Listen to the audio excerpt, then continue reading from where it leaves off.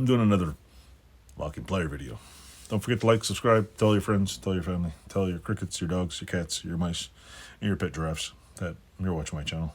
This week I have where does it go? Where'd it go? Where'd it go? Where did it go? Hey, toot 'em. Where did one go? Oh, here it is. I have something I don't remember what they're called. I should have did the homework. I never bought one of these before. It's a tiny little thing like this. I have never in my life. I'm not sure what the hell these are called. There's no name on it. I think it's hold on. Let me go check this. Hold on. Yeah, I'm back. I checked. I paid $5 for this thing, and unfortunately, the description didn't mention that this thing is not opening. I should try to open it right now. The thing with this is I've seen these online for years. Like I've been trolling eBay for several years, and I see them all the time. And I'm like, I don't want to collect another brand of something. And I never bothered to pick one up until 2 weeks ago. So with that said, what do you call it? Why can't I find a wrench for this thing? I picked one up just to see if it would. Oh my god, this thing is like. Well, the bolt. Anyway, this thing, it's a KNU-VISE thing. It's pretty cool. I'm guessing they're what I know is they're for aircraft, and I guess you would need. I mean, things like this would be too big. They need something to lock, something you could use over and over. Very simple, compact, with nice amount of pressure. I don't know what I could put this on. Yeah, preparation would be good. I could put on here, I guess. I don't know, that won't work. Oh, on my bench. Nope. Anyway, if this thing was working, I'd be able to show you. And it'd probably take me half. But yeah, I paid $5. It was free shipping, and it's pretty cool. It was cheap, so you could use it as chopsticks if you want to see. Oh, big giant chopsticks. See, chopsticks.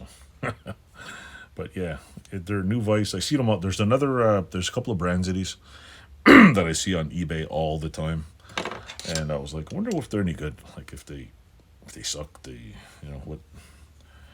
what's the deal? What's the deal with them? And I was like, you know what, meh. And what's crazy is I noticed there's like little flat ones. There's like 20 million kinds, so 20 million more videos is what I'm thinking. There's ones with flat bars on them and big wide ones, and I was like, ooh, I'll put a whole rack up there and put them all in there and have some wall art, because that's what I do with old tools. See, wall art. Actually, no, I put stuff up there that I need. There's a lot of old things that I'll do another video of my little what do I call that shelf again? My shelf of junk, rusty shelf. I had a nickname for my shelf and I can't remember it. If you go back to one of my 1,000 videos back there, you could probably find it. But I buy old pencil sharpeners and odd stuff if you're new to the channel. I have a collection of oil cans and some random stuff. There's any little vise I find for like $10-12 that I don't already have 16 of. Which I don't hoard 100 of the same vise. I like cool different ones. Got a couple old Atoll vices. Some what else? I have one Wilton baby bullet. I'm not sure if it's a baby or a toddler. I'm not sure, but it's got small jaws. What else? There's a bunch of old little. There's a Craftsman one. There's a mini Colombian, I think. There's a few of them. They're just tiny. They're fun, but yeah, these things. I'm gonna pick up a few more of these. I noticed you could buy these real cheap in lots.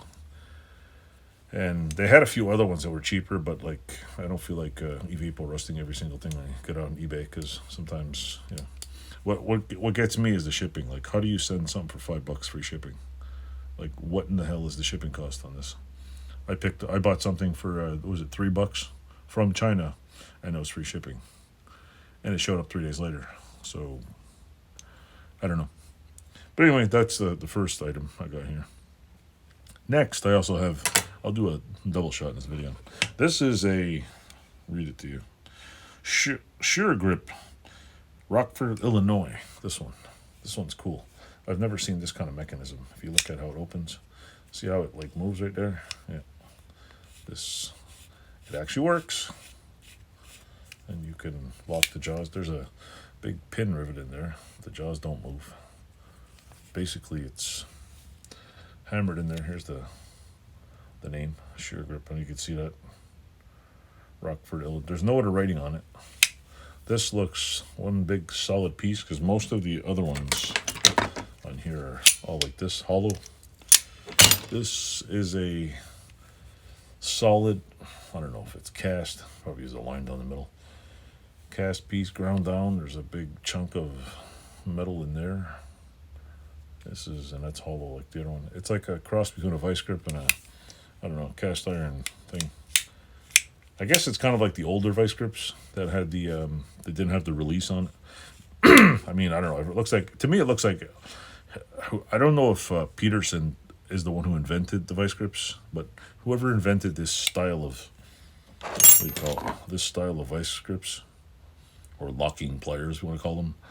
Basically, everybody stole the patent after it expired. So, I mean, they just keep, they went from, it's cool how like tools went from really ornate and cool and different, like, you know, they have different qualities to completely, utterly boring, like literally boring. And if you look at some of the older tools, they got little marks and the writing's different. Now it's just like laser etched on, so it could, you know, come off and you'll never know who did it again. But yeah, it's pretty cool. I like the jaws. They look, it has that, you know, when you buy an old piece of metal, it has that old steel look. Like the steel just looks like, I don't know if it was black iron or black steel, and today it just looks like, I don't know, a recycled Toyota or something. But it has that really, really like old tarnishy kind of film, and I don't know. It smells like workshop, basically. And it's got the little crevices that you'll never really get into and fix. And I thought it was cool. I thought it was a really cool item. And I don't know. If you like old tools like this, see, it's got that nice finish. It's got patina. It's used. It's been abused. It's been, and even the rear end of most of the vice grips have the knurled end. This is not a genuine vice grip. This is some knockout brand. But if you look over, let me see if I got one here. Nope. Oh, I don't even have a I should put I gotta change out all my vice grips. So I have like all the old ones here, so I can just pop them up and do a video like, yeah, I got them all. Not all of them, but I would have loved that. What is it, like prototype one that was on eBay for about 8 months. It was $900. If I had $1 million, I'd probably buy one. But no, it would have been nice. I would have loved to just held it and be like, ooh, this is cool. I want to like make one, whatever. It was. I don't even think it was stamped metal. I think it was all machined out first. But it was pretty cool. Anyway, with that said, don't forget to like, subscribe, tell your friends. And yes, I'm wearing a shirt, and it's freezing in here. It's actually +4 right now.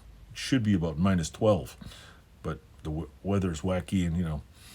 But it's okay. The weather is going to be normal again because we're all using paper straws, and the world's going to be back to normal. So, that's it. Yeah, right. Thanks for watching.